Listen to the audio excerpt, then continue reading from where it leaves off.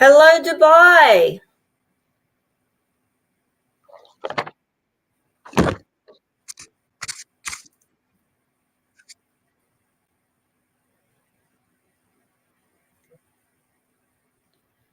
Hi, Jacqueline. How are you? This is Melinda. I am the host of this 2 days conference, WYN. How are you Lovely doing? to meet you. Well, thank you. How's the So, we day been are going? in Dubai. We're in Dubai. Well, I guess if you're in Dubai, I should be saying salam. Salam. Yes, salam. So, we are enjoying in Dubai with the wonderful ladies in Dubai. So, let's start the session. So, before we start the session, so we will have an introduction video of yours. So, after that, you can start your presentation. Thank you. Thank you.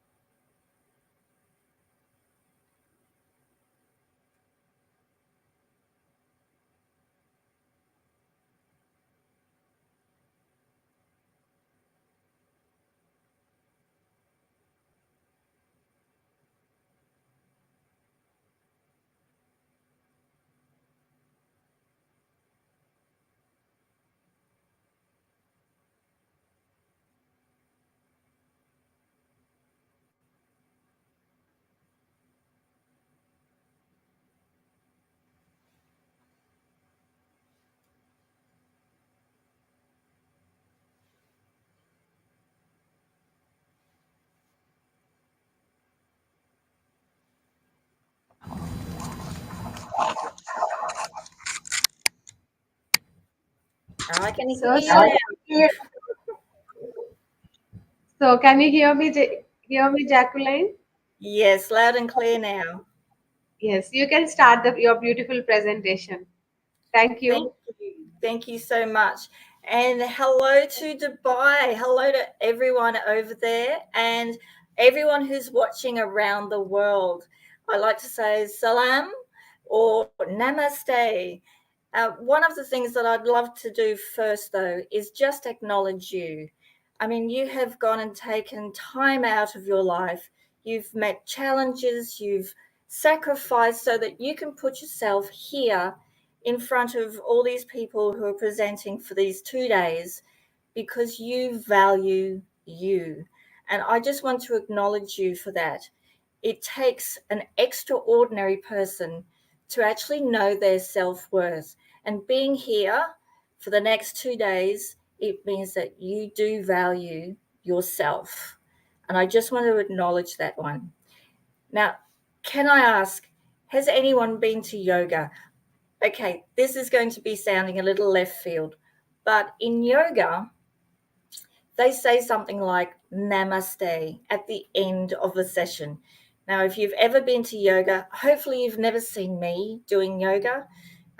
Most people go to yoga for meditation, and I'm afraid if they see me doing yoga, they'll need some medication. But never mind. At the end of a yoga session, when they say namaste, I always thought it said something like, have a good day, peace be with you, a little bit like salam. And I was very, very wrong. When I actually trekked through Nepal, I heard the Nepalese saying namaste to themselves, and it was so much different. The feeling was so much different. And one of my things that I love to do is listen to the differences of words and the meanings. And when I asked my Sherpa what namaste meant, he said, when I look at someone else and I say namaste, it means I see you.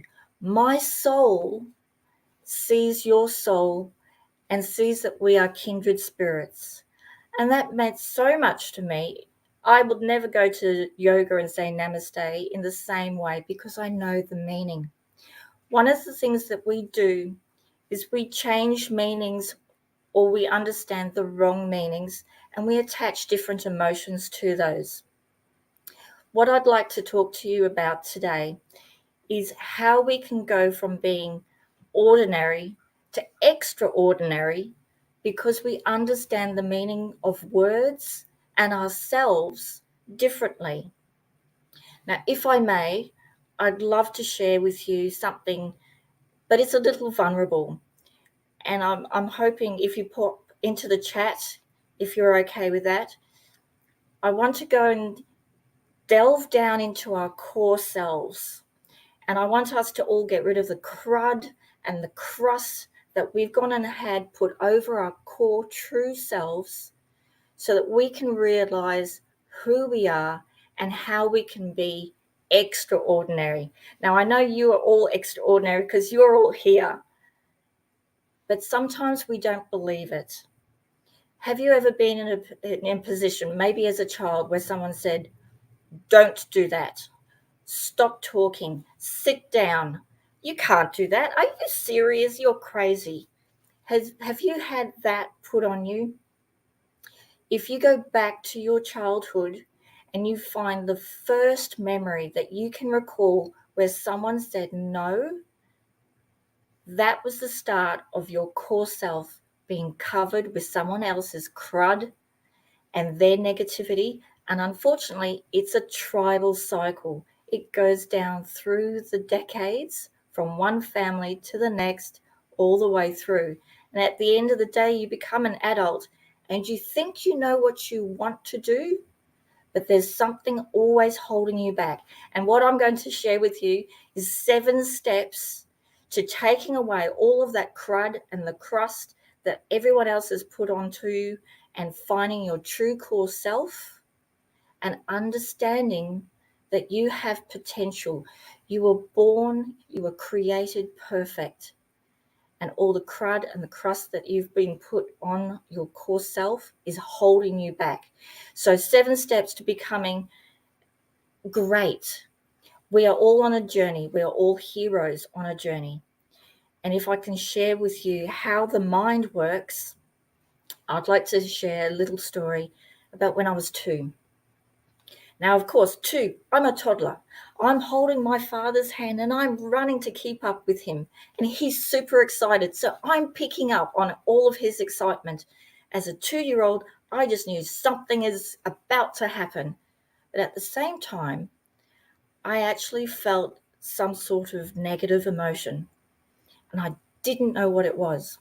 All I could remember on that day was it was hot, it was sunny. I was running to keep up with my father, and I was running on this road that was a black tar bitumen road, and you could smell the tar. It was that hot.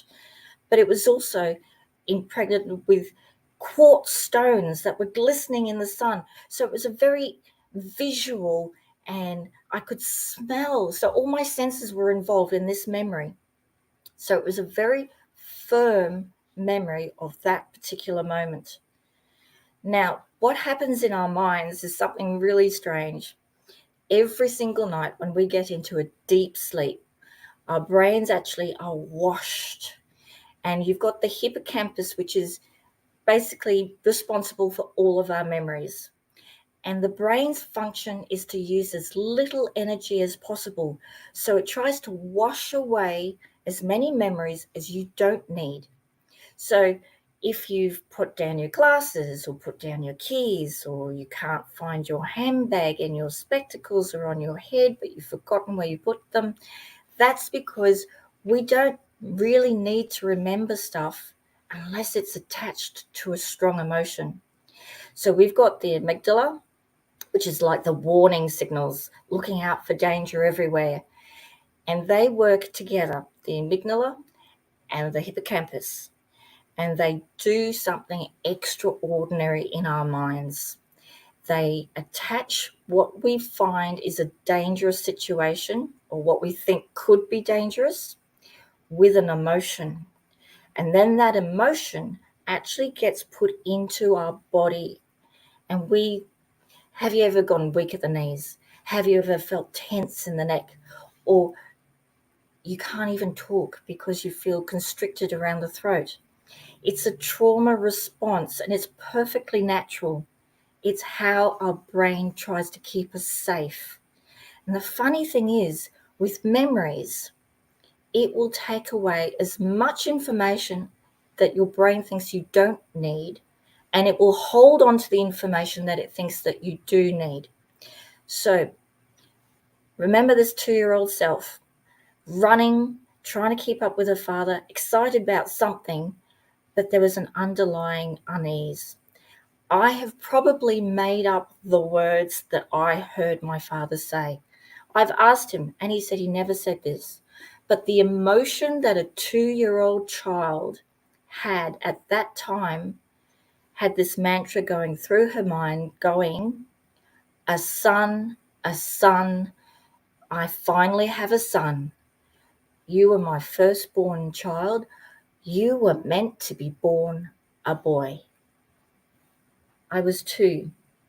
I probably made up those words, but that was the emotion my 2-year-old brain was feeling. It was feeling rejected, unworthy. So imagine yourself, think of the first emotional memory that you can think of, and try to get into that core self of who you were, and that will show you where your resistance to change is, because you are now cuddled up in so much crud that you can't see your core self. Now, I did say that we've got 7 steps to becoming the hero of our journey. If you are a leader, you're here, so you're already extraordinary. If you want to become even more so, if you want to become great, we need to go into ourselves, find our core selves, get rid of all that crud that has built up over all the years, and understand our emotions and why we are resistant to certain things, or why we repeat patterns in our lives. Now, if I go through the 7 steps, I need you to write them down because these are really important. You now know how your memory works. You now know that if you want a memory to stick, you've got to attach emotion and the senses to it. But if you want to actually find your way into your own potential and become great, you have to fight whatever is holding you back. And it's usually that first emotive memory. Distorted though it may be, but this is what is holding everyone back. Once you achieve this, you will become unstoppable. You will be able to do anything you want, because as soon as you feel the resistance, you will know what is going on in your mind and that your brain is just trying to keep you safe. So, you are an ordinary person in an ordinary world doing ordinary things. But you may feel there's got to be more. Is this all there is? Surely I could be more, do more, make more, mean more. There's simply got to be more than this. That's step 1. Step 1 is there is a call to action. You are going to feel that quiet voice within you saying, go for that job. go for this dream. Do that. Put your head out and go for whatever it is that you're wanting to do. Step 1 is you will get a call to action. You will know that you are being driven towards your destiny. But step 2 is where most people find that they can't go any further and they reject the call. So step 2 is we will all say no. Oh, it can't be me. No, surely I haven't got the experience. I can't go for that job.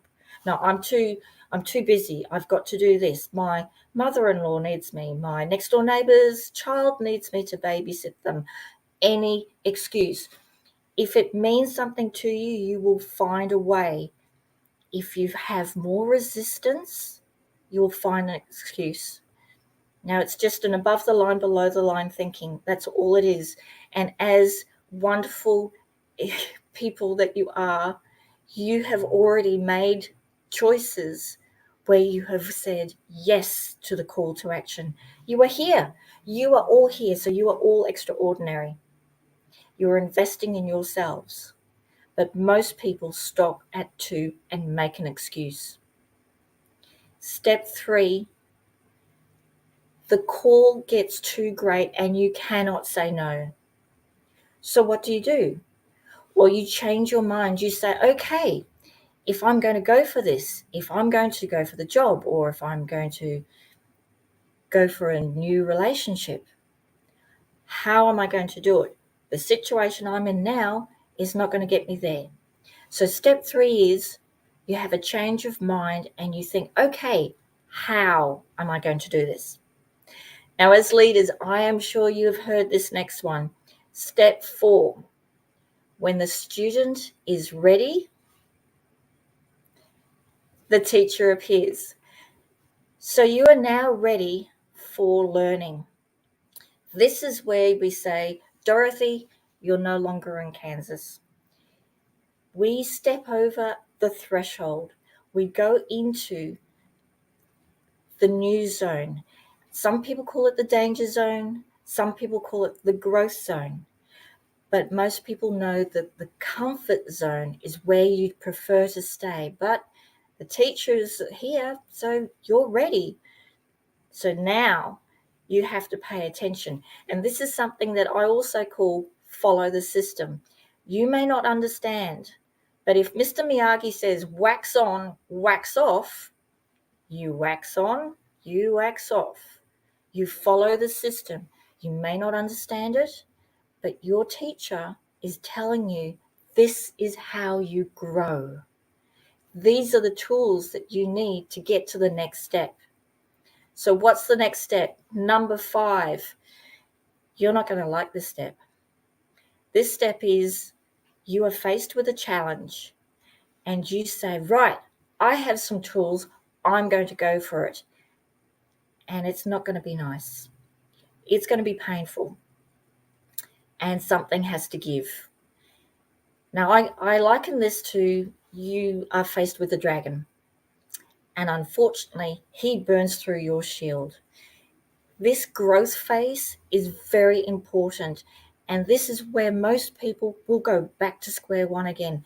But I'm saying to you, I know that you have the ability to stick with it. You have some of the training at this stage. You have some resistance because you know this next stage is going to be painful and you are going to fail. You need to fail. This is where the learning is. This is when the wax on, wax off actually comes to you and you know this is a karate move. You now have got moves, but you have been beaten in this step 5. This is where you need to stand up again. You need to be able to draw back on your strength. And at step 6, this is where the magic happens. Everything falls into place. You go for the interview and you get the job. You go up to the stranger at the other side of the room and you go for your first date. Whatever your challenge is, whatever it is that is seemingly impossible when you're an ordinary person in an ordinary world, this is now your bread and butter. You are comfortable being extraordinary. And ordinary people are looking at you going, how are you doing that? Honestly, how are you doing? It's magic. I don't understand. I've got all of these things on my plate and I can't find the time. How do you find the time? People are going to start to want to follow you because you have managed to slay a dragon, whatever dragon that may be. Now, step 7 is quite interesting. Step 7 is you return to the ordinary world. Whatever it is that you have challenged and overcome, whatever sacrifices you have made, you are now changed and nothing looks the same again. You are now extraordinary. Now, everyone in this room is extraordinary. Whether you're here in Dubai, whether you're around the world, you are all extraordinary because you can see your value and your worth, and you are here and you are listening to the people who are speaking, who are leaders themselves and coaches of leaders. And we are here to help you invest in yourself and become the best you can be. So the next time that you find that you have resistance, that's a call to action. You know now that there is something inside you that is stopping you. And it's just years and years of crud, of other people's limiting beliefs, of their own self-doubt that they've put onto you. Now, was my imagination running wild when I was 2? Maybe. I know that that's the emotion I felt. Now, I know also 7 years ago, I went to my brother's wedding, my baby brother's wedding, and my father's got everybody around and he was yelling out, family photo, all the gardeners over here. My 3 brothers were up there with their wives, my dad with his second wife. And I ran over and he said, no, not you. You're no longer a gardener. And guess who was standing in front of him at, I don't know, was it 45, 48 years of age? That little 2-year-old. That little 2-year-old who every time I feel rejected, I want to run. Now that's something that I know, and that's something that I've found out. You also know what is holding you back. If you go back to your first emotive memory, the one that's attached with so much feeling, your brain is trying to keep you safe. But we're no longer in caveman world. We're in the future where anything is possible. And really, you can get to the future by the speed of thought. Imagine it and go for it. You have the tools. You are extraordinary. You are on your own hero's journey. I believe in you, and I know that nothing is going to hold you back. Now, I am so grateful for that 2-year-old child. The emotion that she didn't understand gave me what people call an unconscious competence. I strove to be the best I could be at everything, thinking I would get my father's love. I know now that that is not what I was trying to do, because when I was successful, when I had a great career, great husband, great house, great sports car, my father said, oh, you've made it. I'm so proud. And it was like the curtains parted and you saw the Wizard of Oz there. The magic spell was broken. If you are brave enough to confront possibly your greatest fear, whatever fear that may be, whether it's rejection, whether it's imposter syndrome, that is holding you back. Once you break the magic spell and you go through those 7 steps, you become unstoppable. I invite you all, next time you feel that call, do not resist it. Dig deep, talk to your 2-year-old self, and go for it. And what I would like to say to you all now as I close, namaste. I see you. Thank you.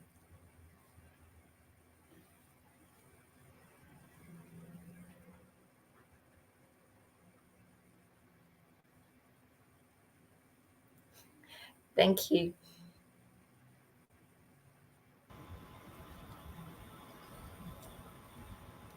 I'm loving all the hearts. You got so many hearts. We loved your presentation. Thank you so much, Jacqueline, for your enlightening speech for the WIN conferences. So, so we have a question from our audience. Certainly. One.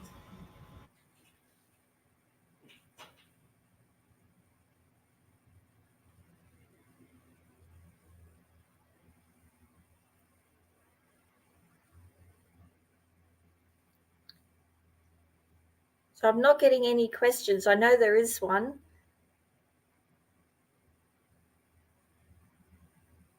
Thank you so much for all the love hearts. I really appreciate them. And the thumbs up. If I can give you love hearts, I would too.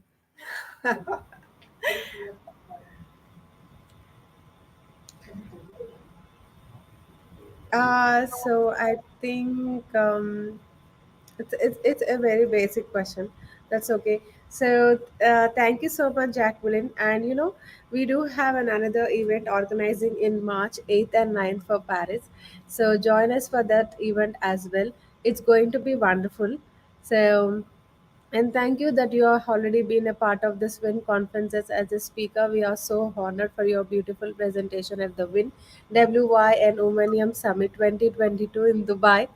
Thank you and have a You. great day. Bye bye. Thank you. I'll see you in Paris in March. Thank you. Bye bye. Thank you. Bye bye. So, ladies and gentlemen, I am Melinda. I'm the host of this today's conference. Can you please join this next session? That is Patricia. Can you please join the session